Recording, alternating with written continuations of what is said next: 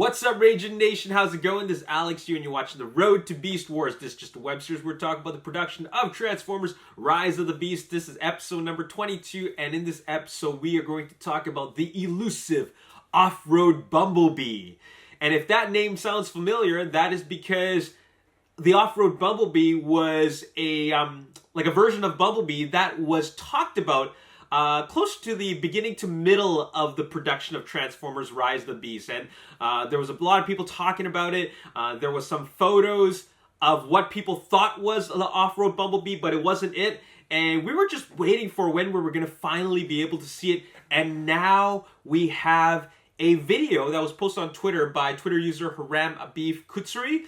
And he posted it on his Twitter account. And it was a video shot of the Offroad Bumblebee being loaded onto a trailer, like a transportation trailer. And there was also another video of Mirage being loaded as well. But what's most exciting is, of course, Bumblebee in his new form. Of course, in every Transformers film, Bumblebee gets at least one new form, okay? There's so many versions of Bumblebee in the live-action films that I can't even keep track of them. But, you know what's so interesting is that in the previous Transformers live-action film, Bumblebee, which came out in 2018, there was an Off-Road Bumblebee. It was called the Off-Road Bumblebee. The toy was called the Off-Road Bumblebee, and that was when Bumblebee scanned an alt mode of a Jeep, and then it rolled around for, it had to have been less than 10 seconds, and then he transformed back to robot mode, and they made a toy out of him. And that toy, I'm kind of going off topic here, but I just got to mention, that version of Bumblebee, I have the least amount of attachment to that alt mode.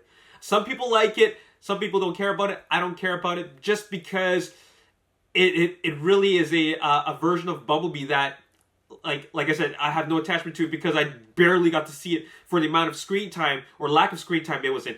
Anyways, off topic, it's just interesting to know that this one is also called Offroad Bumblebee because the one before it was called Offroad Bumblebee. Anyways, so like I said before, this is Bumblebee going through many changes and versions. This is another one. As you can see, there's there's physical changes. The biggest one that you would notice is, of course, the higher what would you even call the body of it, right? It's raised, so it could be like a high clearance vehicle. That's what it is. Okay, it's more of a high clearance vehicle. It's got larger wheels, so it could go off-roading, and this is an even more aggressive vehicle than it already is, the Camaro. And I'm really excited to see what they're going to do with it, because okay, so in the previous in the Michael Bay directed Transformers films, that's 5 different Transformers films. Bumblebee going through change. Bumblebee going through changes didn't actually serve a huge purpose. The only change or purpose that it served was looking cool and sell cars. That's all it really is, okay? But in the 2018 film, Bumblebee film, okay, Bumblebee going through changes served a purpose for the story. So, for example, when he was he had a Cybertron mode, then we saw him in his robot mode, then when he landed on Earth, then he scanned his very first alt mode, which was a Jeep, and then he was able to drive around in rough terrain. So that served a purpose, okay? Eventually, he became a Volkswagen Bug, so he could be a robot in disguise. Once again, it serves a purpose. Later on, he scans the Camaro, the newer 1987 or 77 Camaro, and once again, serves a new purpose because now it can that film can serve as a prequel to the 2007 film. Okay, so that film Bumblebee works as both a standalone film and a prequel to the first Michael Bay film. So it serves a purpose. Okay.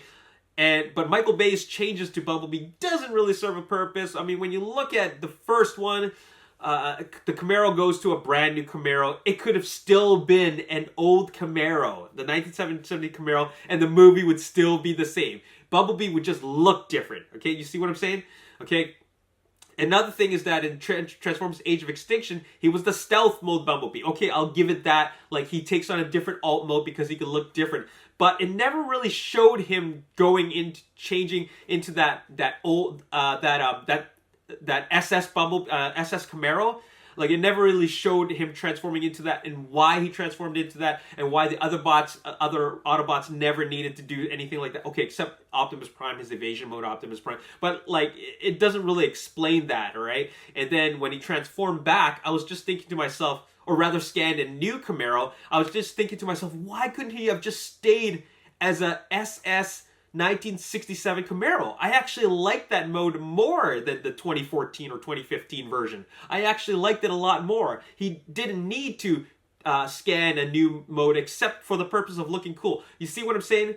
Which leads me to believe that Stephen Cable Jr., as a director for this film, I think he has a better sense of storytelling than Michael Bay. I think he has a better sense of understanding purpose as to why Bumblebee would have a different mode, different alt mode for as being part of the story compared to Michael Bay. Because at the end of the day, Michael Bay was just trying to make it look cool and sell cars. This one, on the other hand, like, this is still like an old model of Bumblebee, except it was upgraded so it can go off-roading. And keep in mind, okay, like, the fact that they're transporting the cars really shows you that they're done filming in Montreal. And where are they filming right now? They're filming in Peru, okay? And what's in Peru? Well, they're filming in Machu Picchu and these areas that it's like people go hiking there. So, you know, you would definitely need to be like an off-road vehicle in order to transport yourself onto this terrain. And I'm just thinking, you know, Bumblebee has always had the strongest connection with humans, okay? So I'm thinking this vehicle, this version of Bumblebee, Offroad Bumblebee, is the vehicle that transports Dominic Fishback and Anthony Ramos' character, all right? That's what I'm thinking, okay? I don't think it's Optimus Prime. Like, it could be, you know, I could be entirely wrong, but I'm just thinking if we are to kind of theorize the purpose that an Offroad Bumblebee would serve, it's because Noah and